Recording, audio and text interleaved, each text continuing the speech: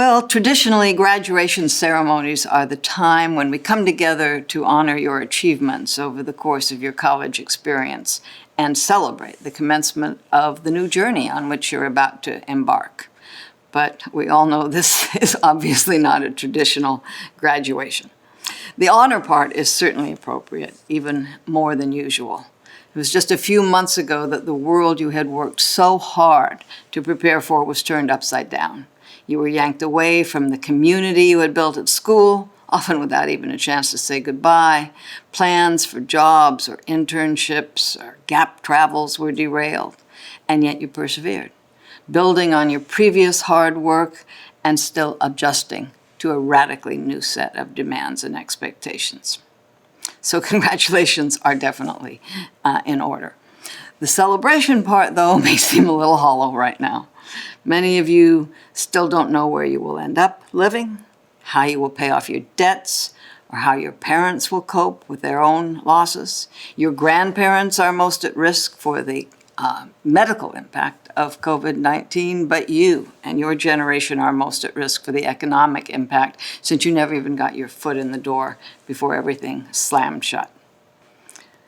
And because you're Evergreeners, you're not just thinking of your own losses. You know about the miles of cars that have been lined up at food banks, the children who don't have enough to eat, the surge of domestic violence in homes where family members can't safely flee abuse. You witnessed the agonizing, slow-motion murder of George Floyd, and many of you have braved both physical injury and COVID-19 to join the throngs of protesters demanding that Black lives must start to matter in this country. You have already experienced more disruption than any generation since those of the 1918 world pandemic, the Great Depression, and World War II. And if history is any guide, more hardships and challenges lie ahead. But if history is any guide, it's also true that along with these challenges will come once-in-a-lifetime opportunities. Different ones and riskier ones than you could have imagined at the beginning of your senior year, but perhaps in the long run more meaningful, because while a crisis like this wreaks havoc with our personal lives, it also gives us the chance to reimagine our social relationships. Here's what the poet Stephen Vincent Benet wrote about the historical upheaval that finally forced an end to more than 200 years of slavery in this country. Sometimes there comes a crack in time itself. Sometimes the earth is torn by something blind.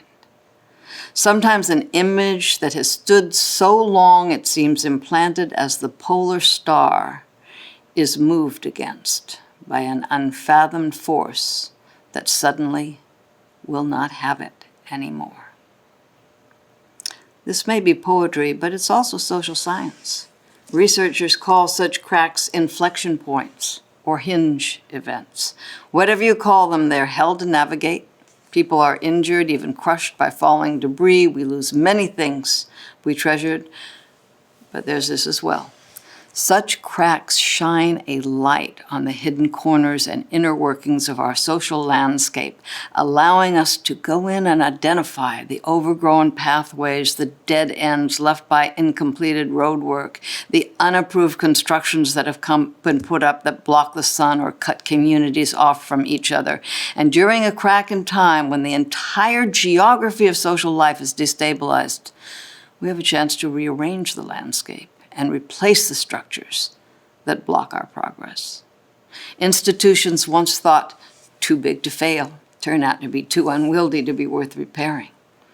Institutions once thought too small to matter, like small farms and local food processors, turn out to be more resilient than giant corporations whose supply chains are far too overextended to withstand a shock. Just as the COVID-19 crisis spreads more quickly and does the most damage in people who have pre-existing conditions, the social upheavals created by a crack in time also travel along pre-existing fault lines in society and do their worst damage there. But while geological fault lines cannot be repaired, we can repair the social fault lines once we have mapped their whereabouts and come to understand their risks. The last few weeks, for example, have made it clear that we can no longer ignore the San Andreas fault line of racial inequality. The decade after decade of racist land use and funding decisions that have deprived Native American, Black, and Latino communities of clean air, safe water, and long-term health care, rendering their residents far more vulnerable to COVID-19. The institutions and policies that allow people who are supposed to protect these communities to commit lethal violence against those they were sworn to serve. For too long, also, racial decisions have prevented us, many Americans, from recognizing our common interest in addressing another fault line, the mounting economic inequality that divides the majority of this country from the 1%. Now, this pandemic has made it crystal clear that the people who run our economy are not the people who keep our economy running. The really essential workers in America today are the men and women of all races, religions, and nationalities who clean our streets, heal our sick, empty hospital bedtimes, raise our food, stock our grocery shelves, deliver our mail, educate our children, drive our delivery trucks, trains, and buses. Yet 60% of people in these job categories are low-wage workers, whose earnings fall in the bottom third of the income distribution and who often don't even have health insurance themselves. These workers are much more essential to our daily lives than any titan of Wall Street, but they are treated as much more expendable in their daily lives. They are often the first to lose their jobs, but they're also the ones most likely to be required to work during the pandemic, risking their lives for weekly wages that are less than what their CEO earns during a bathroom break. Meanwhile, the 3 richest people in America, 3, own more wealth than the entire bottom half of the population combined. That's a total of 160 million people. 3 versus 160 million. With fault lines like this so starkly visible, it is possible for us to ask questions that once seemed unrealistic.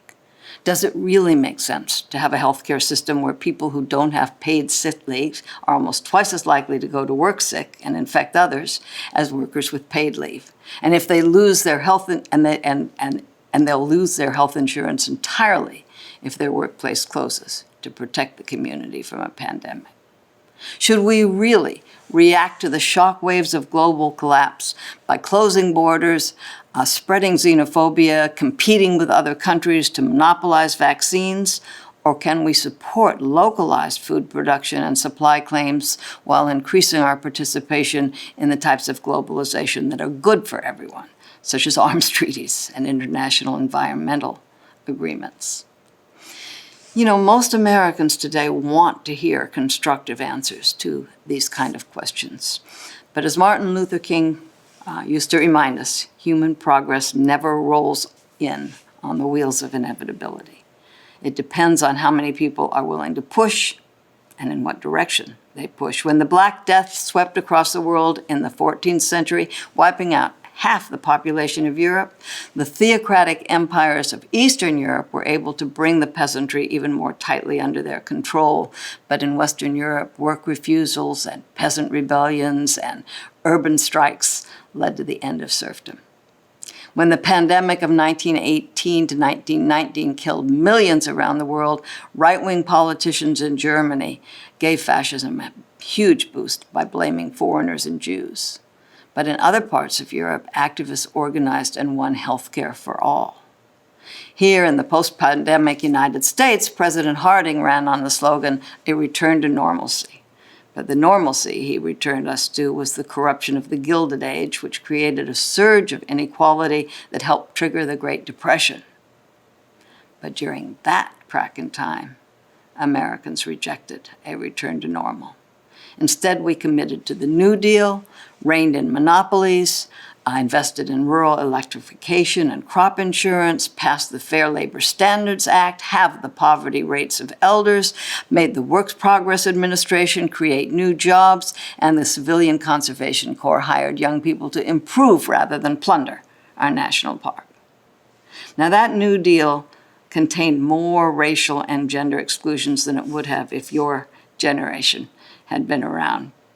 But by staving off monopolization and expanding bargaining rights for workers, it at least created an economy for the next 30 years. The bottom 50% of earners made more gains than the top 10%, and small businesses had some protection from giant conglomerates and private equity takeovers. Since the 1980s, those gains have been sabotaged, and this crack in time gives us a chance to figure out how to make things right. So you may not be walking across the stage at Evergreen today, but you are stepping into a much larger stage, and your generation will play a starring role there because you start with some huge advantages. You have fewer racial, ethnic, and religious prejudices than your elders. You're more accepting of gender equality and sexual diversity, less reluctant to confront the sacred cows of our political and economic system, more supportive of a social safety net. And although your generation has its share of disagreements, you're far less polarized than older generations of adults. Among Generation Z, that's those of you, these names are foolish, but those of you who aged 15 to 22 this year, Democrats and Republicans agree on more issues than your counterparts in any other age group. A majority of Generation Z, Republicans as well as Democrats, say that racial and ethnic diversity is a good thing and that government should do more, not less, to solve problems. There's no partisan gap at all within your generation on the question of legal immigration. There is in every other generation. And only 18% of Generation Z Republicans deny that global warming is due to human agency. That's half the percentage of their elder counterparts. So there's much more room for dialogue, give and take, and collaboration in your generation than in the older generation. And as graduates of Evergreen, you have some extra advantages. Your interdisciplinary work has taught you that the individualism we Americans prize so much depends upon an interdependence we too often fail to nurture. Your seminars have taught you how to critically engage other people's ideas while still empathizing with their fears and hopes. You know, it occurred to me that after such an abrupt end to your classes, many of you may not realize just how much you have impressed your teachers. So I asked several people who worked with this year's grads what they most valued about you. And I don't have time to quote them all. Almost invariably, they mentioned your community building skills. Nancy Koppelman spoke of your ability to hold difficult truths in your mind and hope in your hearts at the same time. Paul Przbilowicz was excited by your tendency to ask uncomfortable questions that force us all to re-examine our assumptions. Everyone I spoke with agreed with graduating senior Sophie Bustetter that you have learned to approach complex problems from multiple angles in order to figure out how groups with different perspectives can work together to become part of a solution. Instead of learning how to ace multiple choice tests, choosing between preset alternatives, Evergreeners have learned to work together to develop new alternatives that incorporate each other's ideas or at least bring them into constructive dialogue. Collaborating like that is not just a higher order thinking skill, it's a higher order change skill. And that's exactly what this world needs. Look, there's no getting around it. You grads face a daunting task, but there are some pre-existing conditions in this country that can make us stronger rather than more vulnerable, and COVID-19 has also brought them into sharp relief. I'm talking about the empathy, cooperation, and willingness to sacrifice for others that we have seen in this crisis. People lining the street or singing from their window every night to salute the heroism of healthcare workers. Cars backed up for miles to drop off groceries for school children. Our own Tumwater Albertsons holding a graduation in aisle 8 for the 3 high school seniors that worked there. Whole fire departments driving by to sing happy birthday to kids whose birthday parties had been canceled. The factory workers in Pennsylvania who locked themselves in their plant for a full month working 12-hour shifts to produce the raw materials for surgical gowns and masks, sleeping on the factory floor so they wouldn't bring a virus back into the workplace. The county sheriff in Flint, Michigan, who actually asked the demonstrators what they wanted from him, and when they shouted, "Walk with us," that's exactly what he and his deputies did. The hospital workers in Seattle marching under the banner, "White Coats for Black Lives." All these acts of human connection, and there have been so many more, should give us the hope we need to make things right. I belong to a generation that ought to be taking its lead from ours. But commencement speakers are supposed to end with some words of advice. So I cheated and read a few speeches from other commencement speakers to see if they had any words of wisdom I could borrow.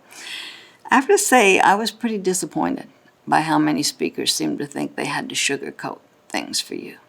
You know, several of them advised you to treat this as a gap year where you could just sit back and enjoy a reprieve from the rat race that they assumed you'd be joining as soon as the economy picks up.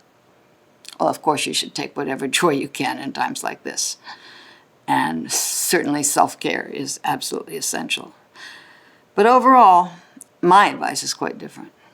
I suggest you find a gap that matters to you, be it the racial gap, the economic justice gap, the gender gap, the environmental gap, the caregiving gap, or the ideological gap, and make this your close the gap year.